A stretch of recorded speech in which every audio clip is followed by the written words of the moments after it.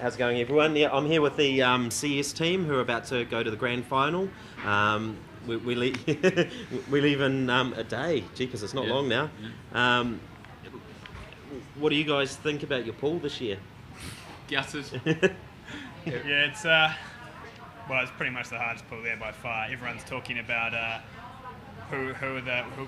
what are the top three teams in our pool, which one's going to be unlucky and win. So no one's really talking about us or anything.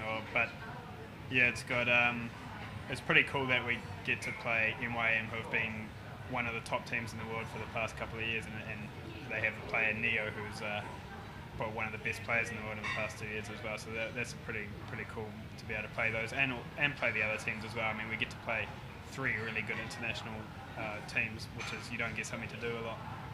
So that's a good thing, really, isn't it? And so it's a positive thing. Yeah. It gets to show how New Zealand really is on the world stage. I mean, you're playing 3 top-level teams. Yeah. You've got to take a positive out of this. It's exciting. It's exciting for the supporters, I think, which is important. Yeah.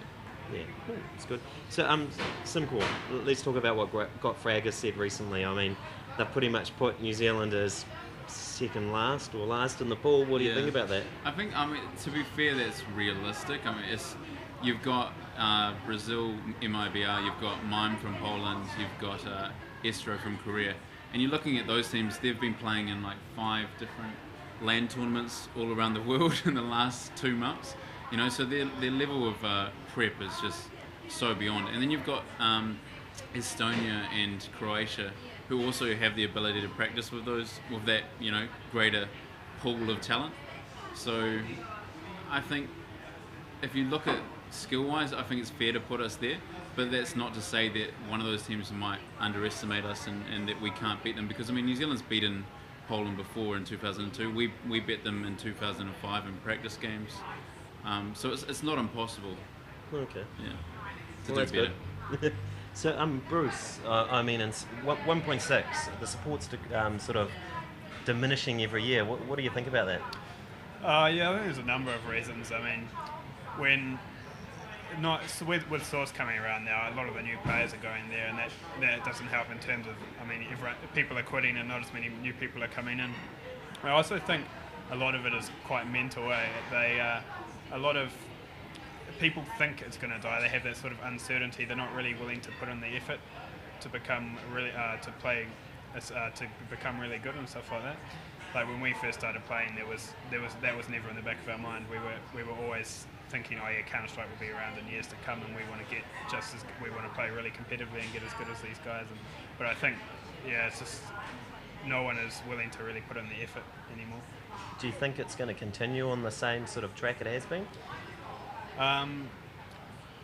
Probably for the meantime. It really needs to be a sort of change in attitude or sort of tournaments and something to kickstart it up again. It's going to stick around internationally. It's really grown internationally in the last year, actually.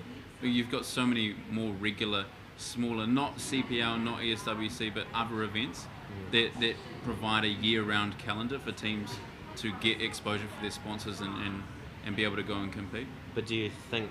It's just finding out what New Zealand's place for 1.6 is. I think part of the problem is we're so far away from everybody. Yeah. I mean, that's the difficulty, isn't it? So, you guys would find it difficult to get the funding to go to all these small tournaments. Definitely. You can't get further away from Germany than New Zealand, so, it's tough. It's definitely tough. It is very tough, yeah. So, Simcor, here's a pretty serious question for you. I hear a rumour that you guys might be leaving Team Sidewinder. Any truth to this? We've been mulling around our options and we're not... Team Sidewinder and Microsoft, we've been very appreciative of what they've done for us. But I think that there seems to be a kind of a misbalance in the direction that Team Sidewinder is going. We're still going currently as TSW, but what we want to do is we want to go in a different direction than some of the people there, and we're looking at what our options with Australian management are to do that. Yeah. So exciting times ahead. Yeah, hopefully. We just want what's best for us, really. And I think Team Sidewinder is really going to be a successful thing, but it will take time. And I think that at the moment, for what's ideal for us, with the way that New Zealand's 1.6 scene is happening, personally we have better options than Australia. Yeah, understand. But that. we haven't made any, sealed decisions just yet. So it's pretty much watch this space. Yeah. So Hell Scraper, you're the newest member to this team. I mean, how do you feel about that, and what does it feel like joining, which has definitely been the number one team for quite some time? Well, I wasn't the number one CS 1.6 team in 2007, then moved on to number one at Source 2008. I think it's pretty good. No, it's yeah, it's a pretty good chance these guys have given me. And it's funny how he talks about the number one Source team like that's an accomplishment. Oh, he makes a good point. You're No. type. Yeah, it's a good thing. I have to thank these guys for letting me go to Germany. okay. Yeah. So another one is what have you learnt from I suppose your trip to Seattle last year and sort of the performance from last year? I mean, what do you have to say about that? It's tough, eh? It's tough. It is. They were like, oh, we're going to get out of pools, We're not going to be like Parallax. We're not going for a holiday. We did play the best team in the world, which is France, and we got 16-9, which isn't too bad. I mean, some of the rounds are way closer than it looked. So, yeah. We lost it in a way 22-17, I'd just like our to say. stage game against NOA, it was everyone was just nervous, to be honest, and I just wasn't expecting to do it very well.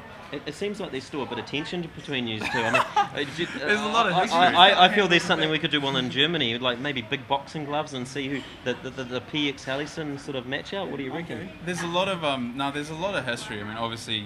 Oh, no, you're skipping the answer here. So you're keen for something? Now let me talk.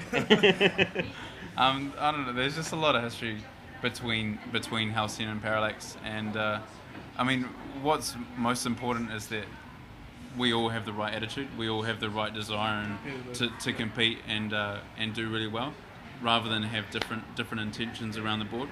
So it does seem that. I must admit this. And that's why the team is like this. That's why it's not Halcyon versus Parallax. That's why it is who we are now. You guys definitely seem to have quite a good mental attitude. It's quite impressive, I must admit. You guys do seem one of the more positive teams we have taken overseas. So no, it's definitely a nice thing. So yeah, Feroz, being the only member of this team that hasn't gone to the grand final before, I mean, I mean, how are you feeling? You must be damn nervous or something. I'd probably say it would be more exciting more than anything. I think it would be great to probably see all of New Zealand's teams excel. So I think overall it would be a great experience, mainly to see New Zealand do really well in all their picked games. Okay. So, I mean, do you have any sort of expectations at all from your first trip? Well, personally for myself and my team, I mean, it'll be hard to get out of our pool, but I think we'll probably have to do our best.